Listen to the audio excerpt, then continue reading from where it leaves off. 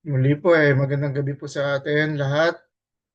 Tayo po ay mag-aaral po ng ating lesson 3 para sa Old Testament Introduction and Survey. So, last few meetings, ang first meeting po natin is about Genesis and then Exodus last meeting. So, tonight po ay sa Book of Deuteronomy. The Hebrew name of Deuteronomy is Elehedevarim. Yun po yung first two words rather na makikita in Hebrew. These are the words, yung po yung translation niya. The Septuagint, yung LXX po means yung Roman numeral 70. Septuaginta ay ang Greek translation po ng Old Testament. So whenever I say Septuagint, yun po yung Greek translation ng Old Testament. It is more descriptive term, Deuteronomonion.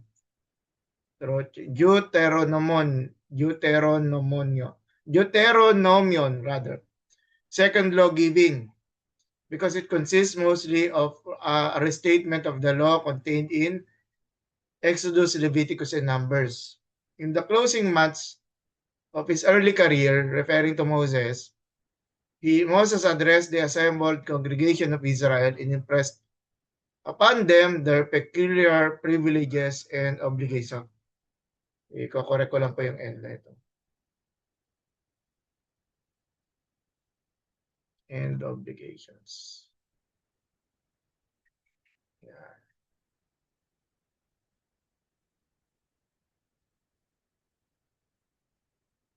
To the covenant people of Jehovah, looking forward to the conquest of Canaan, he set forth the divinely ordained constitution of the new theocracy to be established in the land of promise. Yung background po ng pagkasulat ng Deuteronomy. For 38 years after they had refused to enter Canaan, the Israelites remained in the wilderness of Paran and Kadesh Barnea until the old generation died off. Ano po meaning ng old generation died off?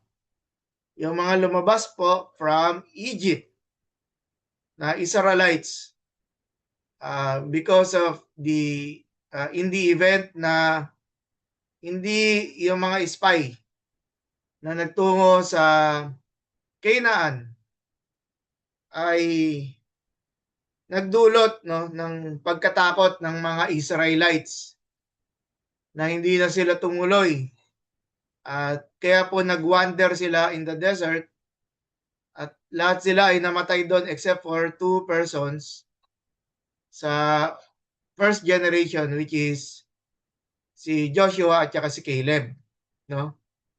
Kaya po sila ay nagpaikot-ikot doon at naman marami sa kanila ay namatay sa disyerto, no? Now they were encamped in Moab, awaiting final instructions to go over and possess the land God had promised to their fathers. It was an awesome event. So according to the book according to Deuteronomy referring, Moses took this occasion to give 3 addresses to the people of Israel. Farewell addresses, because he had been told that he could not enter the land with the people. The first address was delivered beyond the Jordan in the land of Moab. The second, chapter 4, verse 44 to 49, was given beyond the Jordan in the valley opposite Beth Peor, in the land of Sihon, the king of the Amorites. And the third was simply in the land of Moab. So pwede po nating tingnan itong mapa na ito. So you could see yung pong nasa gitna nito is the river Jordan, no? Or Jordan River kung ano pong maisip ninyo na mauna doon, and then leading to the Dead Sea. So imagine niyo if to the west is Canaan, nandun po sila sa right sa eastern part of the Jordan River, no, sa eastern part, which means before entering the promised land.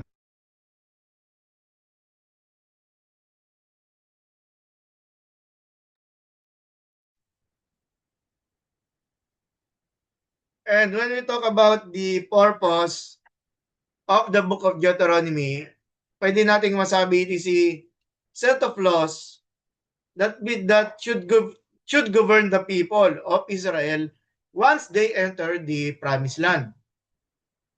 Sabi ni Lawrence both sets the dating of Deuteronomy during the 7th century as a kind of commentary on the meaning of the Pentateuch and as a summary of its message. Looking back from the troubled times of the last kings of Judah, it offered hope to a discouraged 7th century Israel, a new chance to obey the covenant and the lesson that God's punishment was not final. So according to this comment or observation from Lawrence Boat, so 7th century, that is prior to the fall of the Northern Kingdom. So which means ang completion of the writing of the book of Deuteronomy was during the reign of the kings of Israel na. Particularly doon sa Northern Kingdom. Moreover, dahil sa mga dahilan nito, it stresses the divine word that never fails. It emphasizes how God tested Israel in the early days of its existence, yet did not destroy the people no matter how often they failed. Yun po yung people of Israel that were journeying in the wilderness after the Exodus. The real meaning of the years in the desert can be found in the lesson God Himself had taught there. A person does not live by bread alone, but by every words that proceed from the mouth of Yahweh. Deuteronomy 8:2-3. At naalala po natin yan sa temptation story sa Matthew 4, particularly verse 4, yung sinabi ni Jesus when He was being tempted. At ang highlight po ng message ng text na ito is that ang tao ay nabubuhay sa pagkain, no? Because the Hebrew word lechem, no, can be also treated, can also be taken as food, no? Summarization ng ibig sabihin ay food. Kaya naman po, ang sinasabi dito ng ating Panginoon sa pamamagitan ni Moses, no, kung ang tao ay nabubuhay sa tinapay or sa pagkain, dapat isinasang-alang-alang ng covenant people na tayo rin ay dapat kumain ng pagkain spiritual. No? Dapat mamuhay din tayo. No? So it completes yung physical body and yung spiritual, yung kaluluwa ng tao ay dapat pinapakain ng salita ng Diyos. Bayag, meron ka na ba bayag? Mute ko muna kayo, no? And so we look forward sa ancient Near Eastern Covenant treaties. Ito po yung model ng mga sabihin natin, pattern na pinagbatayan po ng Deuteronomy. So ang ancient covenant pattern, it contains po, meron siyang preamble or is a sort of introduction, and then historical prologue, yung 1 verse 6 hanggang chapter 3, and then stipulations or sabihin natin commandments that are agreed upon. Dahil nga ito ay covenant, so ito ay kasunduan ng makapangyarihang bansa, for example, at yung mas mahinang bansa.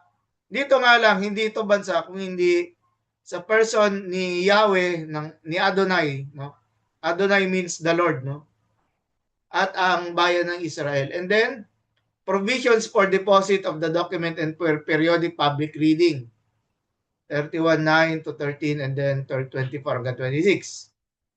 And then sa 5th section, it has the list of witnesses at yung pinakauli, the curses and blessings formula na makikita po sa chapter 28 ng Book of Deuteronomy. So mga paglilinaw, no, hindi na ako magbibigay dito ng example ng ng Hittite covenant treaty kasi it may not make sense sa karamihan. Rather for understanding the format that was being used, no, sa Book of Deuteronomy, no, it starts with the preamble. So this introduction usually identifies the suzerain king, giving his titles and attributes. No, kung sino siya at paano siya related do sa mas mahinang bansa. And then there is followed by the historical prologue. A second introduction describes the historical relations between the two parties leading up to this agreement. It explains the preamble. No? It explains the preamble. And then it usually details the benevolent acts of the suzerain on behalf of the vassal. This section is intended to make the vassal feel obligated to the suzerain for favors already received. At dito again, the suzerain refers to Yahweh, the Lord. At ang vassal o yung mas mahinang partner o bansa ay ang Israel. The suzerain is hoping to exchange past benefits for future obedience to specific commands which will be detailed in the document. This section usually has an I thou, no? I thou form of address.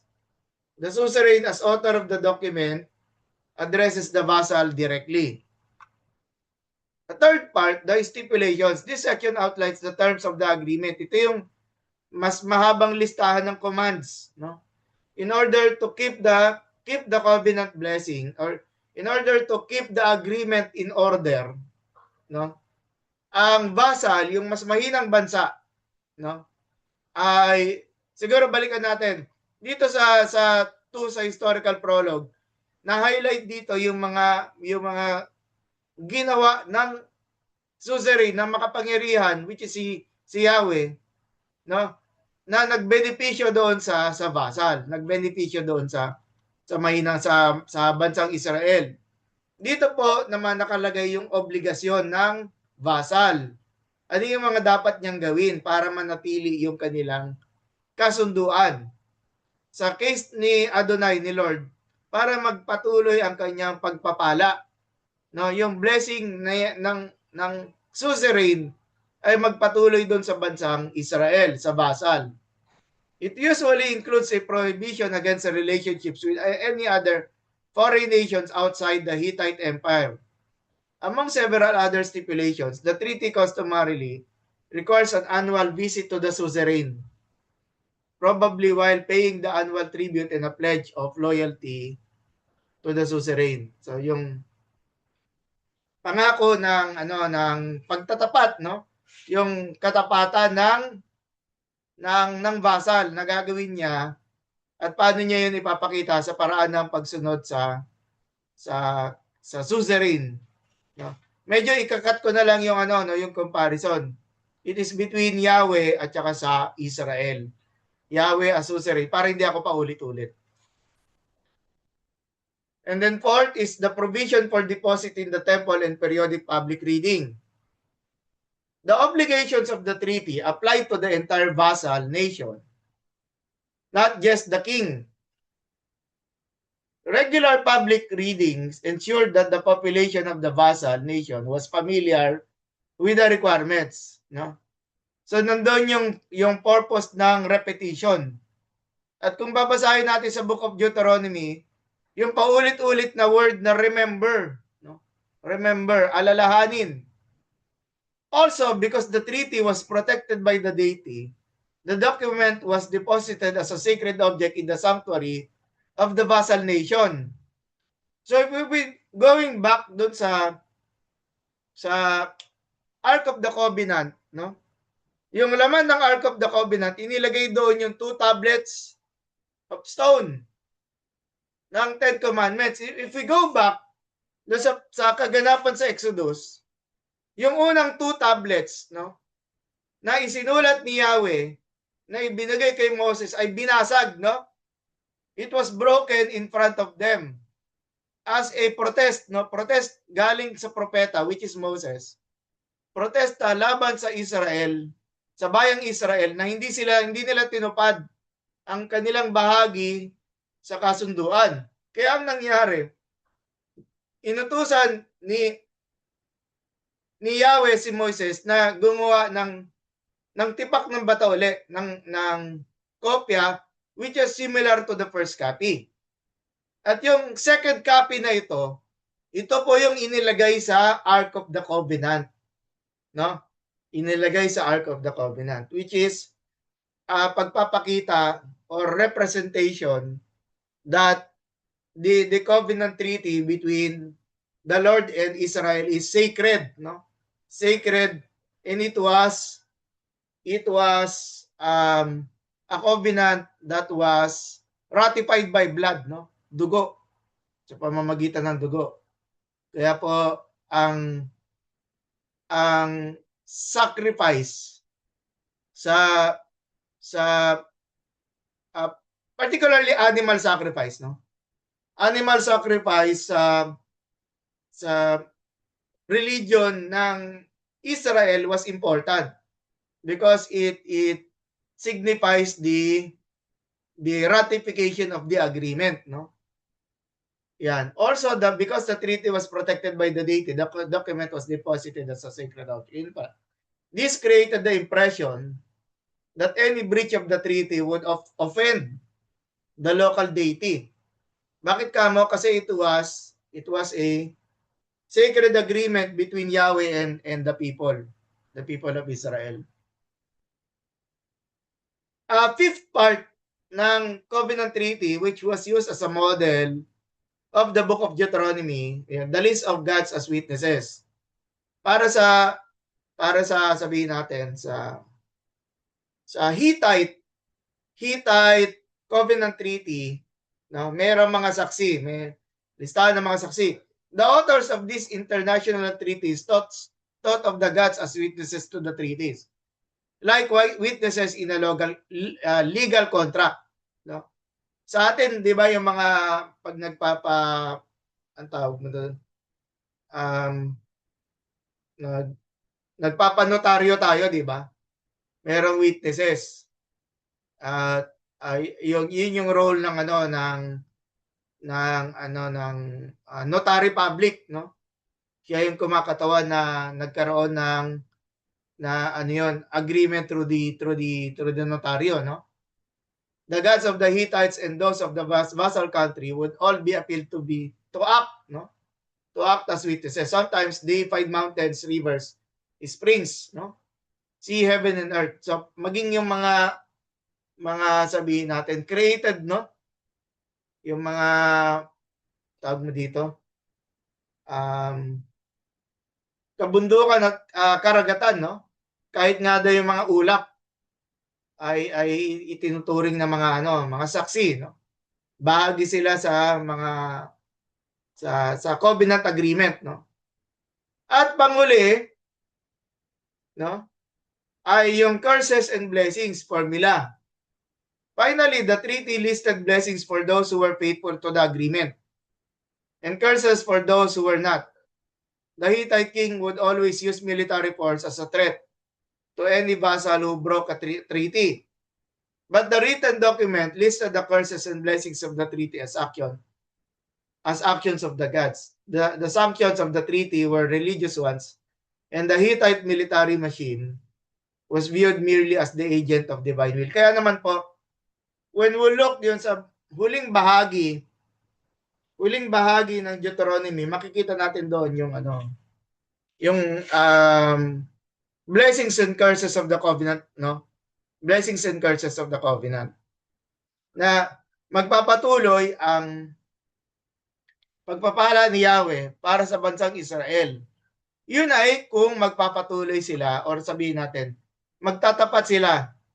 Magtatapat sila sa kasunduan nila kay Adonai, sa ating Panginoon. So let's talk about the messages, no? Ano ba yung mga if we nakita na natin that the book of Deuteronomy was patterned after the covenant treaties ng mga ancient Near Eastern nations, no? So what are the messages of Deuteronomy? Una, yung kahalagahan ng Great Commandment. The core of Deuteronomy is a law code contained in chapters 12 to 26. This law code is introduced by two speeches of Moses. The first introductory speech reviews Israel's history from the time that God spoke to them at Horeb up to the present. Notice that the mountain of revelation is almost exclusively called Horeb in Deuteronomy, not Mountain Sinai. Moses highlighted two features of their history. First, the wilderness generation had been unfaithful time and again. So whenever we look at the Old Testament, lagi natin binabanggit that this is about the law. This is about the law. Pero imagine niyo yung unfaithfulness and disobedience ng Israelites when they were in the desert. At ang matatawag natin dito, it is the grace of God. Bakit kamo? Kasi they went out from Egypt, binigyan sila, iniligtas sila ng Lord sa 10 salot, and in addition to that, doon sa crossing of the Red Sea, pero hindi pa rin sila naging faithful. No?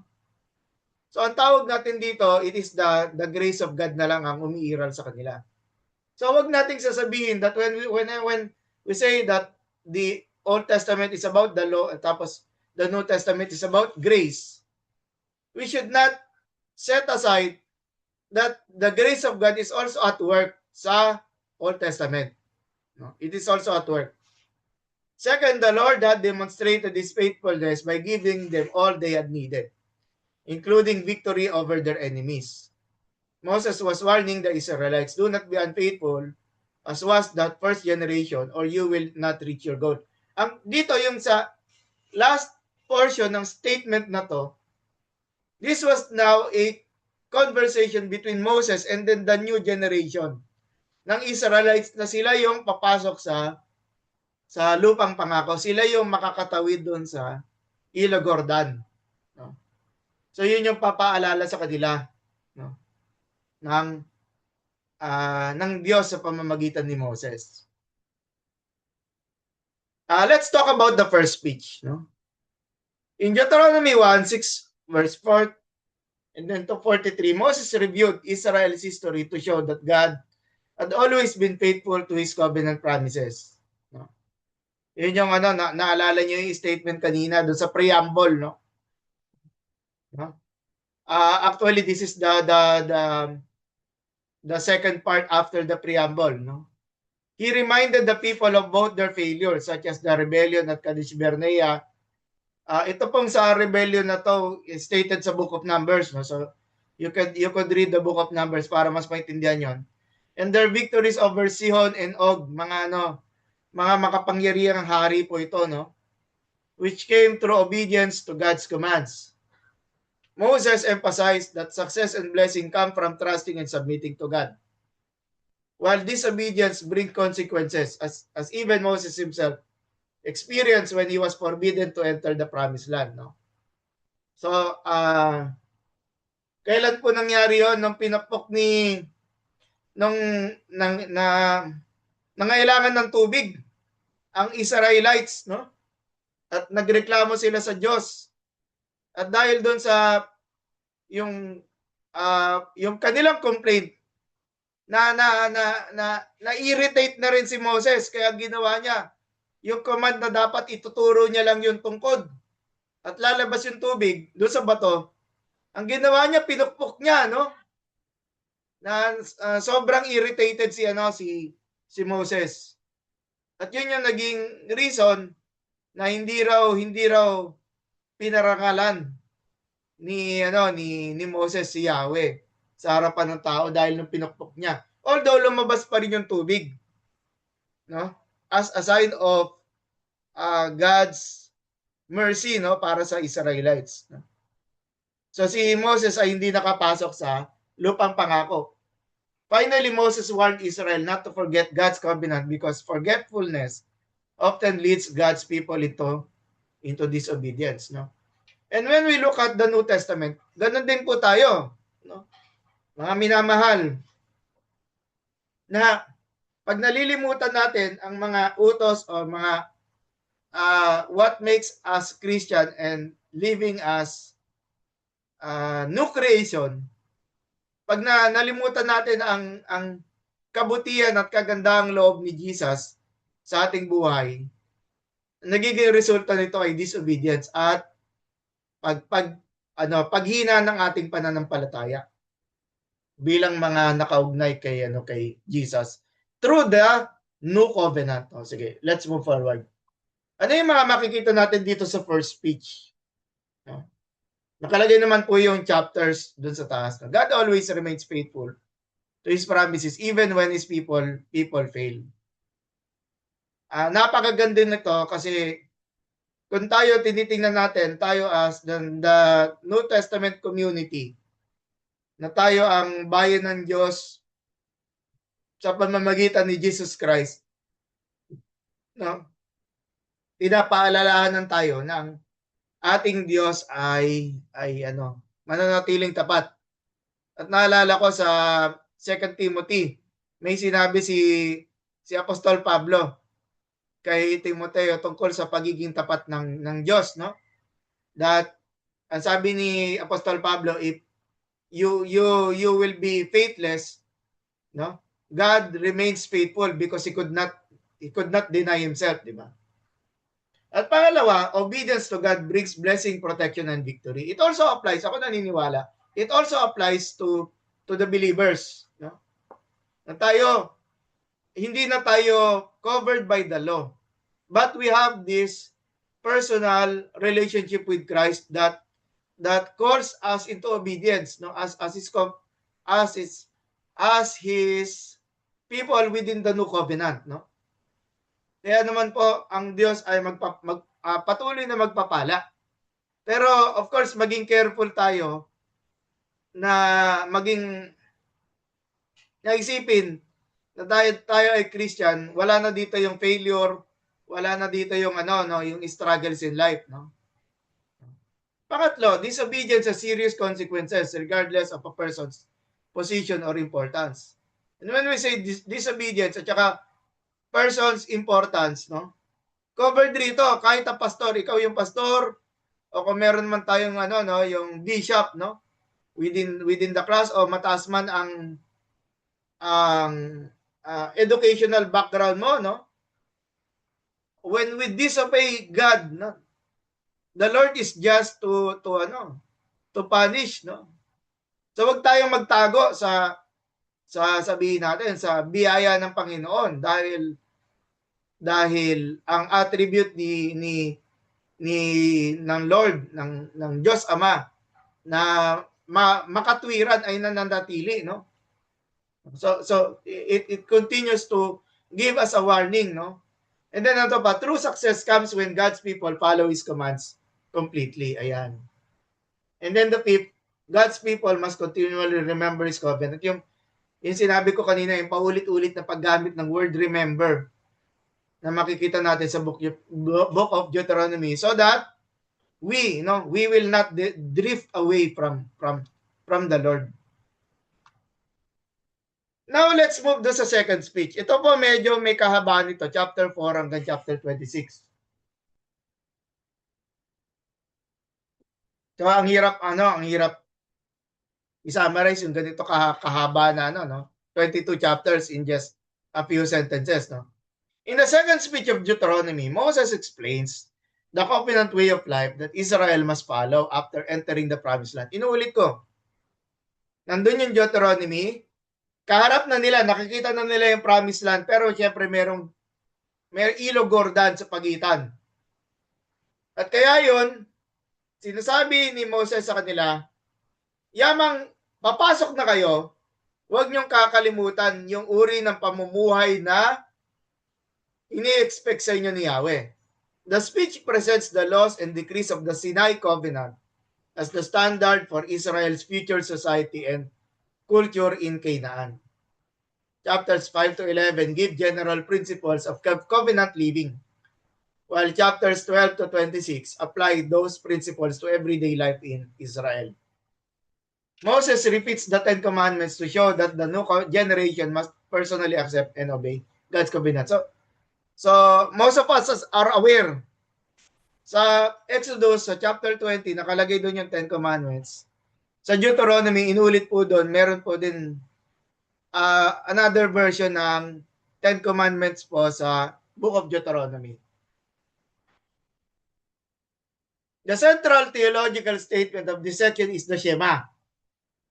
Deuteronomy 6:4. Hear, O Israel, the Lord our God, the Lord is one. The Shema teaches not only that Yahweh alone is God, but also that He is consistent, He is faithful and unchanging in His character and actions.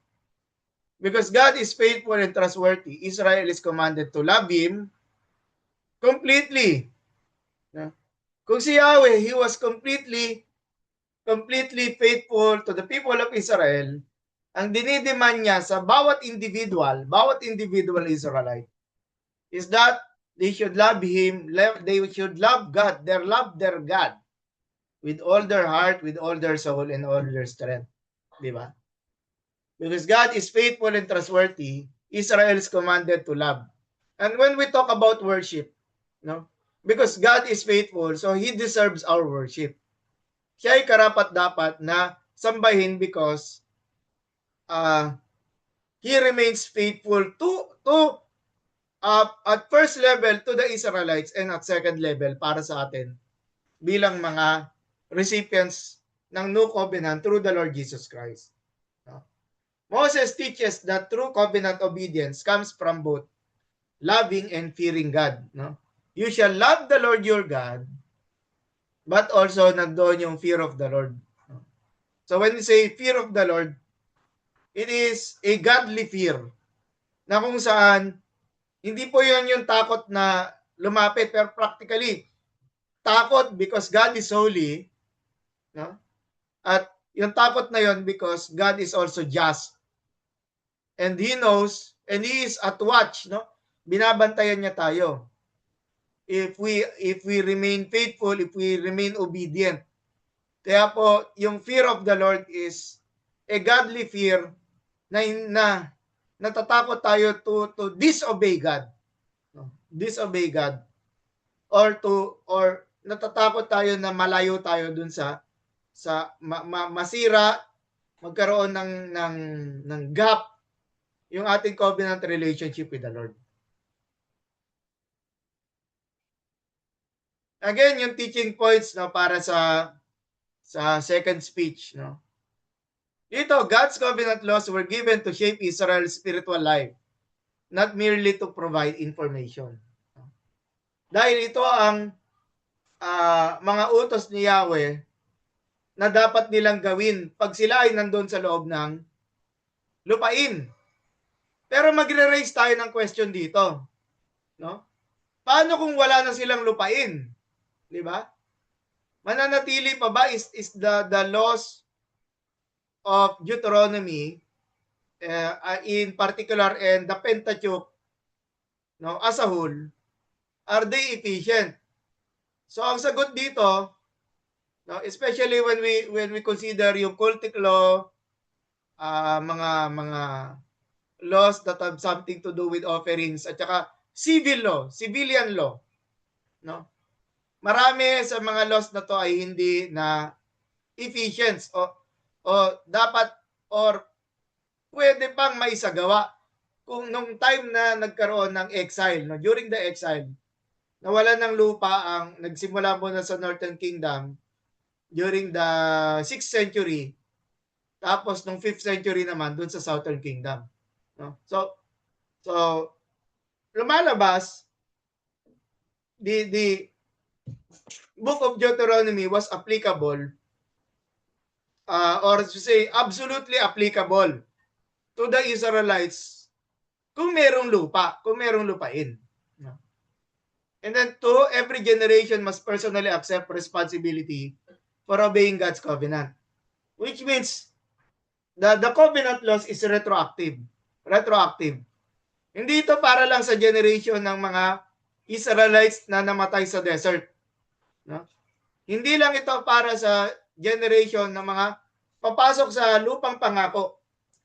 Kung hindi,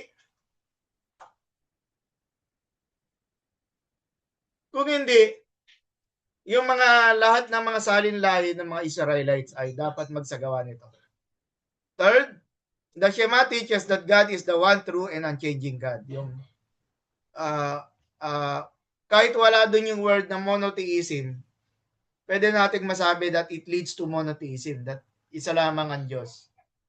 Fourth, genuine love for God should lead believers to wholehearted obedience. So that is the aspect of the covenant partnership. Minahal ng Diyos ang bayan ng Israel. Kaya dapat man lamang bumalik yung pagmamahal ng Israel kay Yahweh, sa ating Panginoon. And fifth, a healthy relationship with God requires both love and reverent fear working together. Yung nasabi ko kanina about the importance of love and godly fear.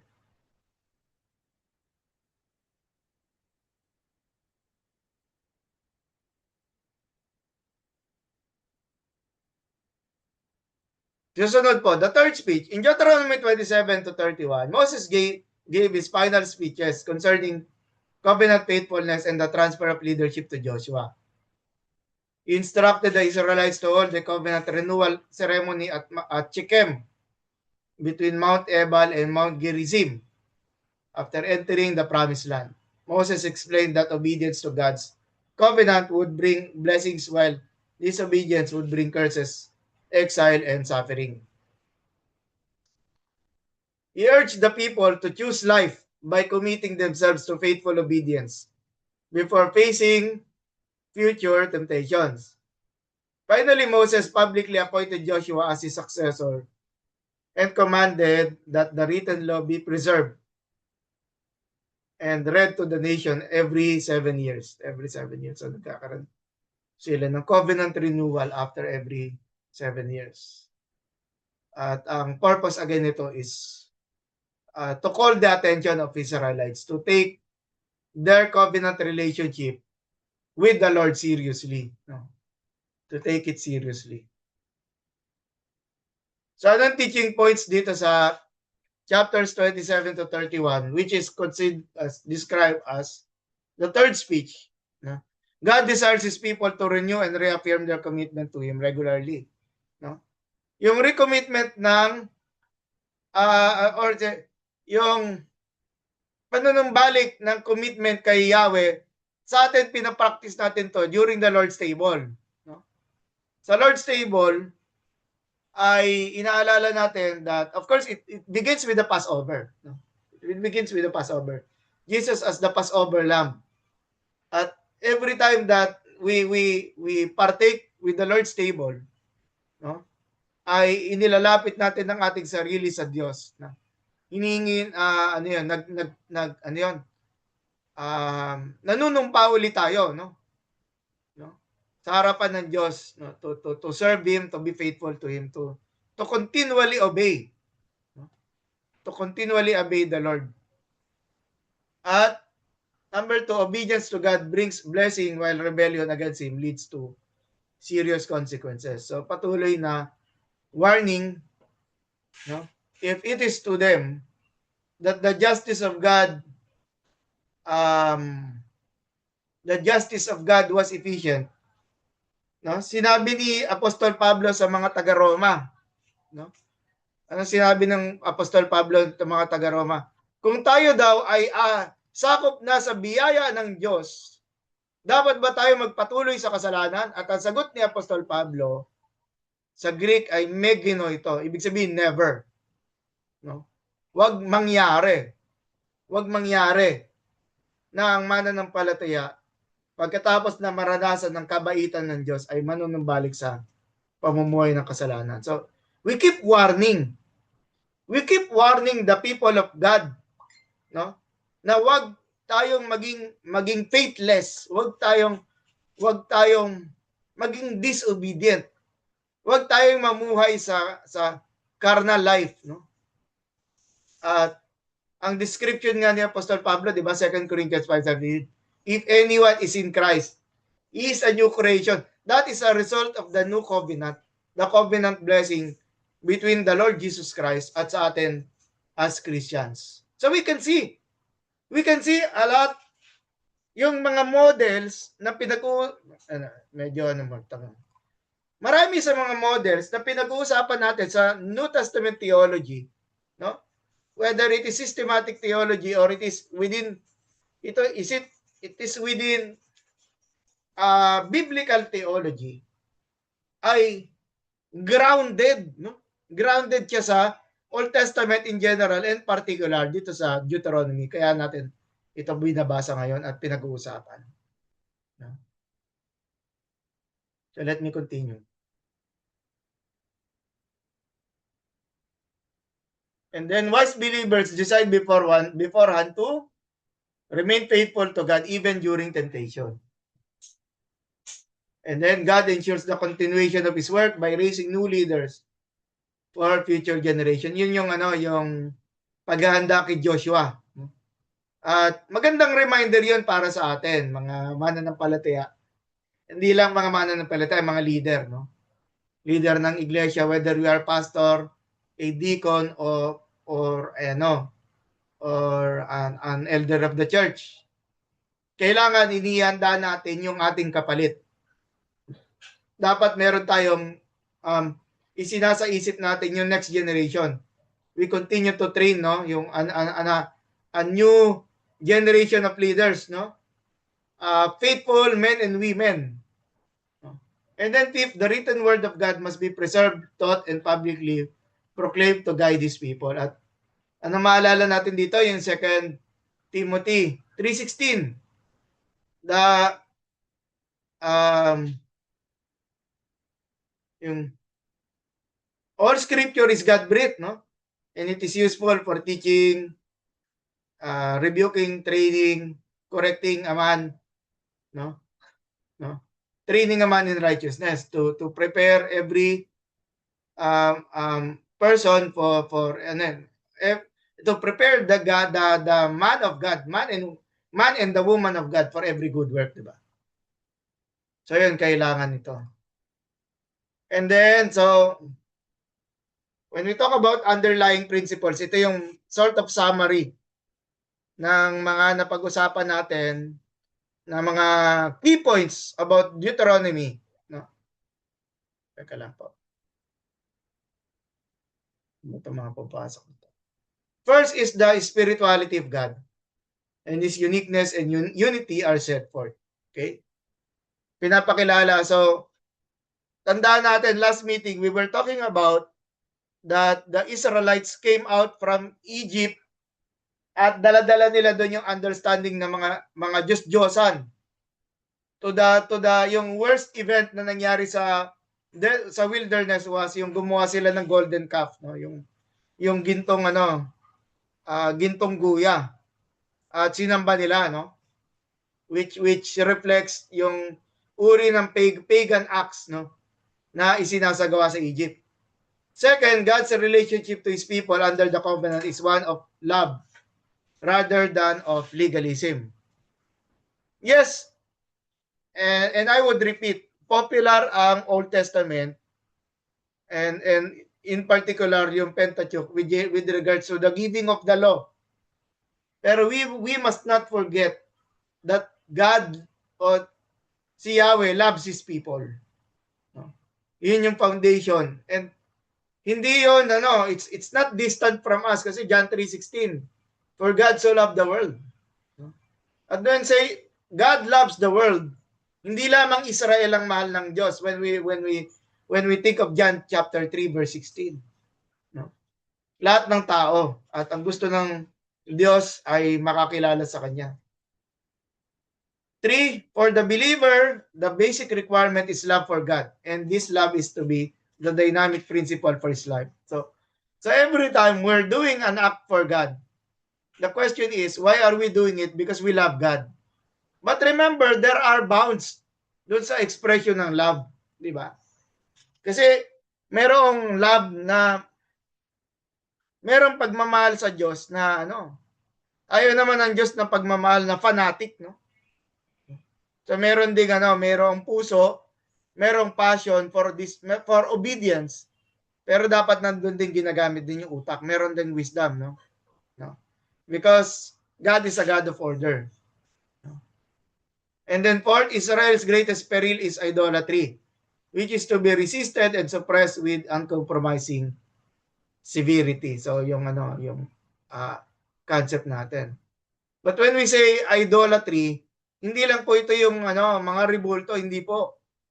Kasi ang isang born again Christian, kung kung saan niya ini-spend ng yung kanyang time, effort ng it can be idolatrous. It can be idolatrous in nature.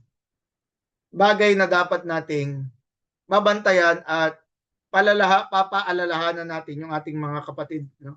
Na hindi mahulog sa ganitong uri ng idolatry or paganism. Fifth, because of their close relation to the Holy One, the Israelites must live as a holy people. This holiness entails abstinence from unclean foods, safeguarded by restricting sacrificial worship to a chosen central sanctuary. It finds expression in love towards the neighbor and charity to the poor and underprivileged. No?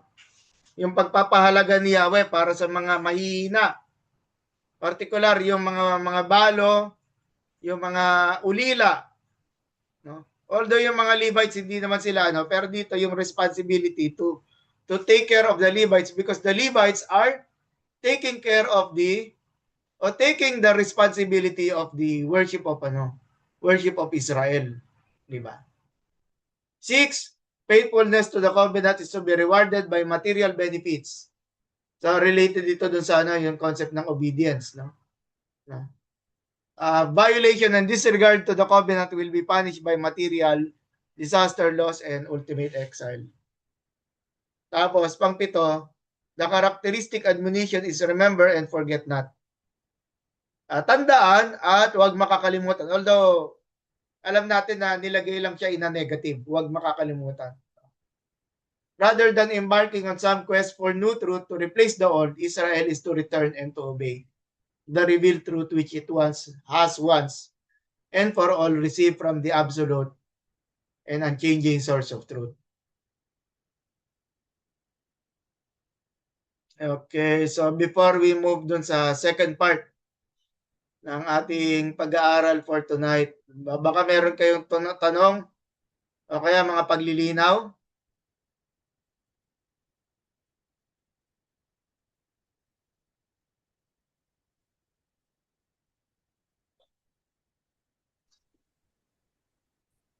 Sige po, ituloy niyo po yung question. Apo, yung sa suzerain basal covenant, ang basal po doon is Israel, di po? That's correct po. Opo. At ang suzerain doon po ang God, ang Si Yahweh, yes po. Opo. Si Yahweh po. Opo. So, di ba, Pastor, meron din sa mga countries na suzerain and basal covenant? Yes po. Opo. Yun po yung nasa introduction ko. Yes po. Opo. So, Pastor, can we say that the USA, and Israel has this covenant as of today? Well, medyo iiwasan na lang natin yung word na covenant, no? Political ally na lang po. Political ally na lang. Okay po. Obviously, the United States ang ang stronger. If we follow the term, United States ang suzerain. At ang Israel ang naging basal. No? Okay for obvious reasons. No? Pero I would rather avoid the term covenant. No? Opo. Kasi it is merong sabi ko nga, meron siyang blessing ng Diyos, no? Yung God is being involved sa sa covenant treaty. Whereas yung nangyayaring agreement between Israel and the United States, no? Wala siyang God factor, no? Wala siyang political nature lang po, no? Yeah, exclusively political nature, no? So if it is a condition and agreement between the United States and Philippines, ganun lang po. Exclusively politics lang po, no? Okay po, Pastor. Salamat po. So another thing, kasi there was a question that circulated, siguro nakita nyo na yun, yung nitong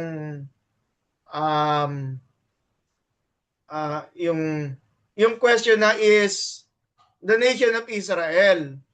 Can it be equated with Israel during the during the time of the Exodus? No? At Mm. ang kasagutan ko po diyan is no. No?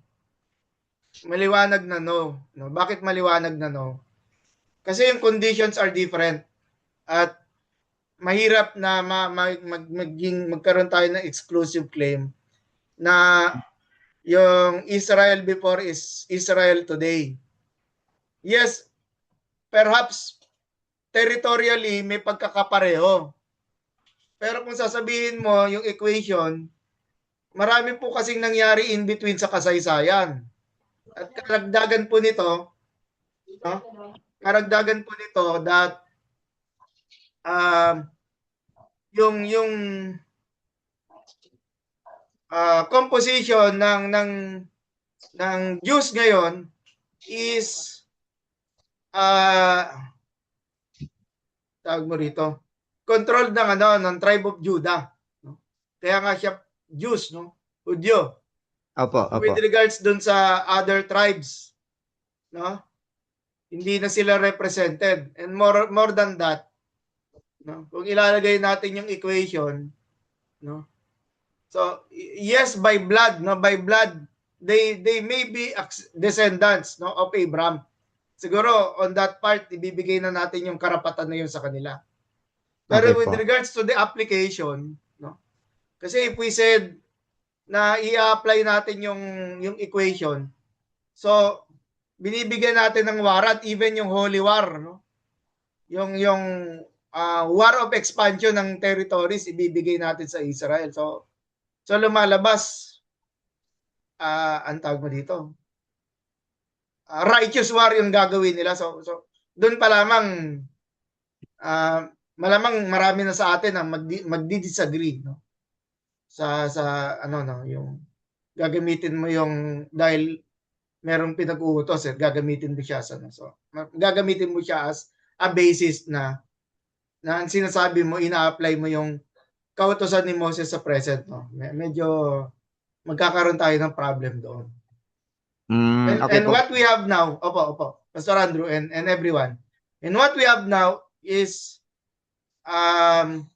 hindi na natin mababalikan yung exact representation ng command na ni Moses do sa Israelites. No? What we have today are interpretations, okay? Are interpretations. Kasi nga, we could not go back na do sa past. No? So, ang meron tayo ngayon is interpretations, specifically ng mga Orthodox Judaism, no? Or even other sectarian groups within Judaism. So mahirap siyang ilagay as an equivalent. Mahirap siyang ilagay. Okay. Pero that was a good question, Pastor Andrew. Thank you for that. Salamat po, sir. Thank you po. Opo.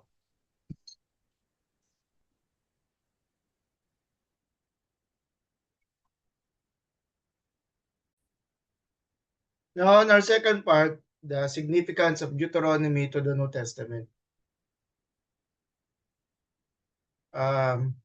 This is for a trivia. The three most cited books in the New Testament comes from these three books: Psalms, Isaiah, and then the book of Deuteronomy. So what is the significance of Deuteronomy to the New Testament? The book of Deuteronomy plays a crucial role in shaping the theology, ethics, and message of the New Testament. Medyo ang ilan doon na ipakita ko na sa inyo kanina. Na yung pag-build ng, sabihin natin, ng theology ng New Testament, marami dito hinarap sa Deuteronomy. As the final book of the Pentateuch, it serves as a summary and renewal of God's covenant with Israel, emphasizing love, obedience, and faithfulness to God. Its themes, teachings, and language are repeatedly echoed and fulfilled in the New Testament. Below are 5 key reasons why Deuteronomy is significant. Okay. Una, Deuteronomy as a foundation of Jesus' teachings. One of the most striking aspects of Deuteronomy's influence on the New Testament is its direct use by Jesus Christ. When Jesus was tempted in the wilderness, sa Matthew 4:1 to 11, he responded to each temptation by quoting from Deuteronomy. Again, 8 verse 3, 6:16 at saka 6:13. Yung three responses ni Jesus laban kay Satan. No? This shows that Deuteronomy was central to his understanding of obedience and faithfulness to God. Ano pa? Moreover, when asked about the greatest commandment, Jesus quoted Deuteronomy 6:5, which is the Shema. Love the Lord your God with all your heart, soul, and strength. This shows that the ethical core of Jesus' teaching is rooted in Deuteronomy. The New Testament does not introduce a new morality but deepens and fulfills what was already revealed. At Matthew 5:17, Jesus said, I did not come to abolish the law but to fulfill it. So we need to think deep yung concept ng understanding how it is to be fulfilled in Jesus Christ. The second thing is yung emphasis on love as the heart of the law. Although Leviticus 19, yung sinasabi doon na love your neighbor as yourself, no? Yung konsepto ng pag-ibig sa Diyos at pag-ibig sa kapwa-tao ay makikita na natin as the central theme na patuloy na pinag-uusapan sa New Testament, no? A major theme in Deuteronomy is that obedience to God must flow from love, not mere legalism. As your lesson material emphasizes, the basic requirement is love for God. And this love is to be the dynamic principle for life. Diba? This idea is central to the New Testament. Okay? So, makita natin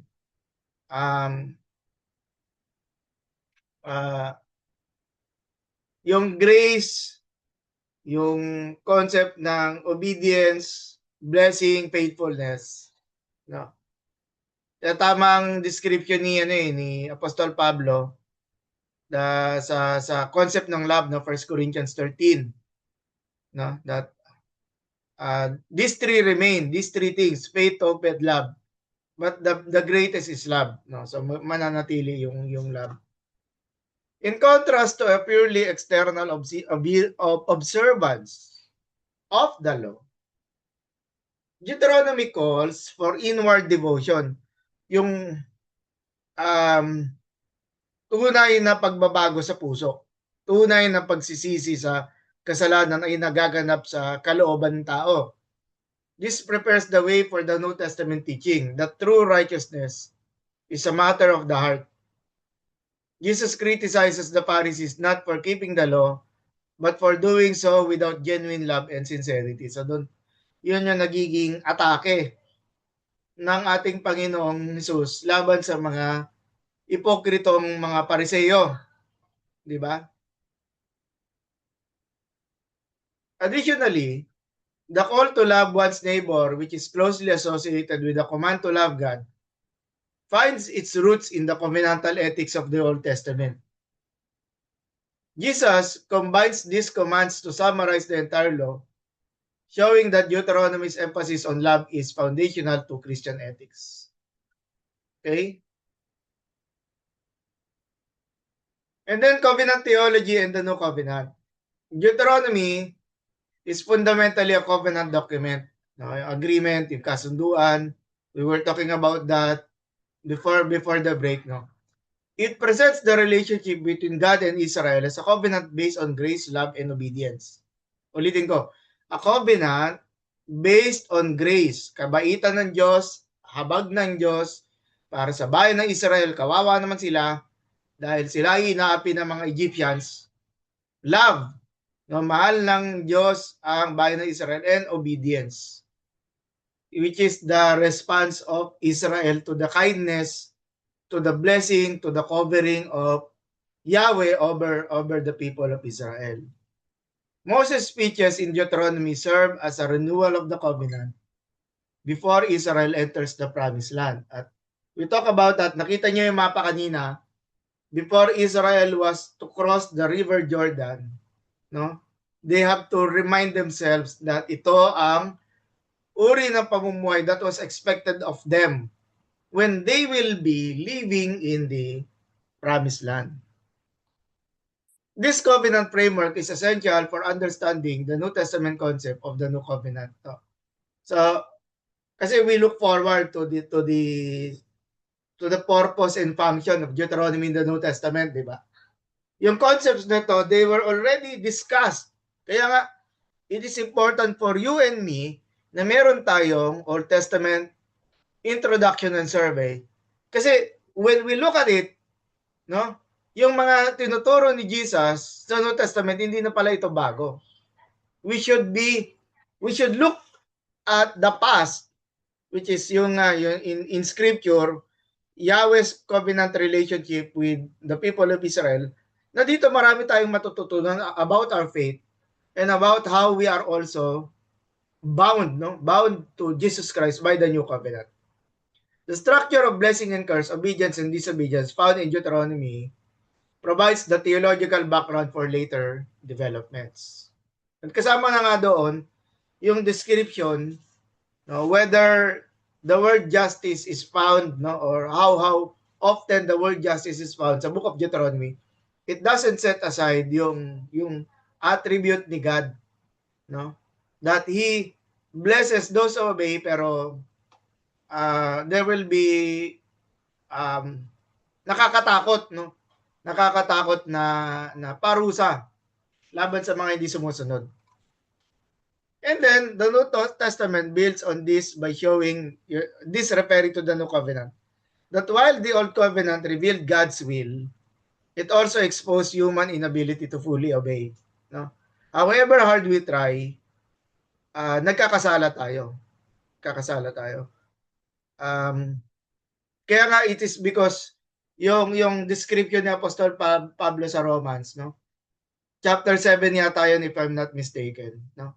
Yung who can save me and who can rescue me from this body of death, referring that yung katawan ng tao, no, within it nandoon yung mga, sabihin natin, tendencies to sin, and yung human craving natin that can result to being unfaithful to God, no? Yung pag pinairal natin yung carnal humanity natin over yung love and commitment natin to the Lord Jesus Christ. And this is efficient even to Christian leaders.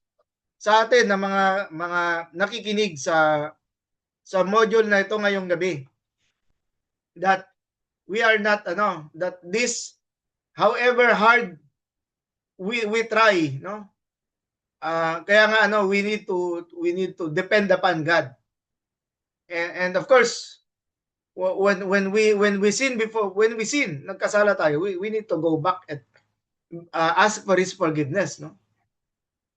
Deuteronomy itself anticipates this transformation. In Deuteronomy 36, God promises to circumcise the heart of His people so that they may love Him fully. Itong circumcision of the heart na ito, inulit ito ni Apostol Pablo, no? Yung circumcision sa puso, yun yung hinahanap ng Diyos with regards to yung conversation sa New Covenant. And then yung panawagan to remember and obey the word of God. A repeated theme in Deuteronomy is the call to remember God's acts and remain faithful to His word. Yung siguro mas malapit ito sa application yung sinabi ni Jesus na if you abide with me and my words abide with you, no? Abide in you. Sinabi sa John, if sa 15 yata yon, or doon sa Olivet Discourse, no? As highlighted in your lesson, the characteristic admonition is remember and forget not. This emphasis carries over the New Testament. The act of remembering is not merely intellectual but involves active obedience. Active obedience and trust, yun yung maganda description nito. Sumusunod, kaya nga meron tayong song na trust and obey. Nagtitiwala tayo, pero at the same time we are obeying. Pero mahirap naman yung puro obedience lang. nawala naman din yun yung important aspect of trusting Him. Kasi nawawala ng meaning yung obedience eh. Di ba? Israel is repeatedly warned and not to forget God when they become prosperous in the promised land. This warning is echoed in the New Testament, where believers are called to remain faithful and not drift away from the truth. Jesus himself institutes the Lord's Supper with a command, do this in remembrance of me. This reflects the Deuteronomic pattern of remembering God's saving act as a means of sustaining faith. No? The New Testament writers also stress the importance of holding fast to the teachings of Christ and the apostles. Sa Acts chapter 2, no, naalala natin that they gather daily doon sa temple courts, no? They devoted themselves with the teaching of the apostles. Everything that they learned from Jesus Christ. No? Just as Israel was to cling to God's revealed word, Christians are to remain rooted in the gospel. And finally, among the points ng bakit important yung pag-aaral ng Book of Deuteronomy sa New Testament, because may sinabi dito sa Deuteronomy 18:15 that the Lord will raise up a prophet like me. Sabi ni Moses, listen to him, di ba? This promise is explicitly fulfilled in the New Testament in the person of Jesus Christ. In reference, not only yung Matthew 21, which is the triumphal entry. Ang tanong doon ng mga tao, upon the entrance ng pag-awit ng Hosanna, ng mga Galilean Jews, yung mga Jews na nandun sa Jerusalem, nagtanong, sino ito? And then they said that he is the prophet from Galilee. So somehow, there is this connectivity with Deuteronomy 18:15. But Acts chapter 3, yun, inilinaw ni Apostol Pedro na si Jesus Christ ang tinutukoy ni Moses na susunod sa kanya. No? And so like Moses, Jesus serves as a mediator between God and his people. He reveals God's will, performs mighty works, and leads his people into salvation. However, Jesus is greater than Moses because he not only delivers God's message, but is himself the word of God. Yung superiority ni Jesus over Moses, yung isang tinutukoy dito. As a conclusion of the section na bakit mahalaga nating pinag-aaralan ang Deuteronomy as the covenant or the new covenant people of God, as Christians, as believers in Jesus, no? Deuteronomy is deeply significant for the New Testament. It provides the foundation for the teachings of Jesus. Emphasizes love as the heart of the law, no? At hindi lang ito legalistic law, legalistic obedience, kung hindi ang minamahal mo ang Diyos, sumusunod ka dahil minamahal mo ang Diyos. Establishes the framework of covenant theology. At ganun din sa ministry natin, minamahal mga kapatid. We are doing this. We're having this, itong kurso na to tonight. And for a few more sessions, no, until we finish the lesson, it is because we love Jesus. Mahal natin ang Diyos. Mahal natin ang Diyos, kaya natin ito ginagawa. We think of it as sacrifice, yes. But we need to know this, no? Yung coming from the scriptures itself. No? Na ang nagmo-move sa atin para gawin yung ministry dahil mahal natin si Jesus. No? It is also framework for the covenant theology, highlights the importance of remembering and obeying God's word, which is a prominent theme sa Deuteronomy, remembrance and do not forget. No? And then foretells the coming of a prophet like Moses. So far from being outdated legal document, Deuteronomy is a living and dynamic part of God's revelation that finds its fulfillment in Christ. The New Testament writers consistently draw from its teachings to explain the nature of salvation, the character of God, and the life of faith. So this applies in the Gospels and even and of course even for the writings of the Apostle Paul.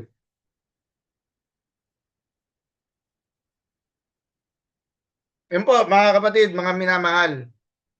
Dito po, I hope yung ating pag-aaral, yung kanina yung background, yung pinag-uusapan natin about the book of Deuteronomy, yung introduction nito, yung parallels or yung model nito that was taken from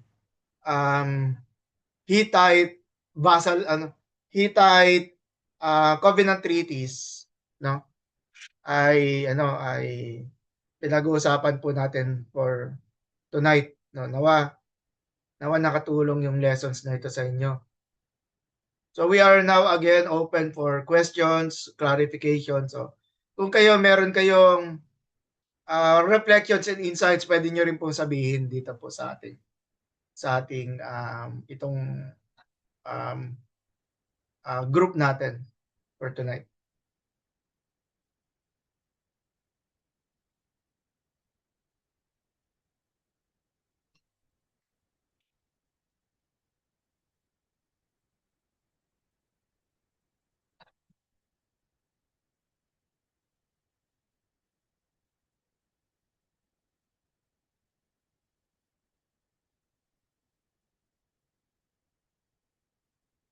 Pero po, anyone?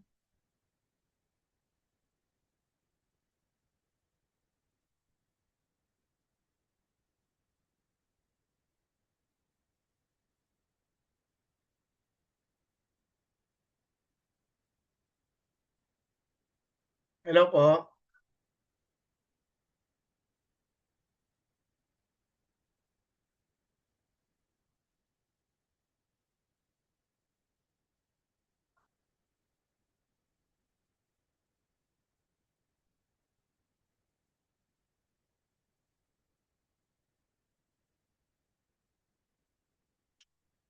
Hello po, may natutunan po ba kayo? Yes po. Ayun yung sumagot ng oo kasi pag tinanong, ano yung natutunan ninyo? Ano yung Ate May? Opo. Meron po. Ayun. Malinaw Oh. po.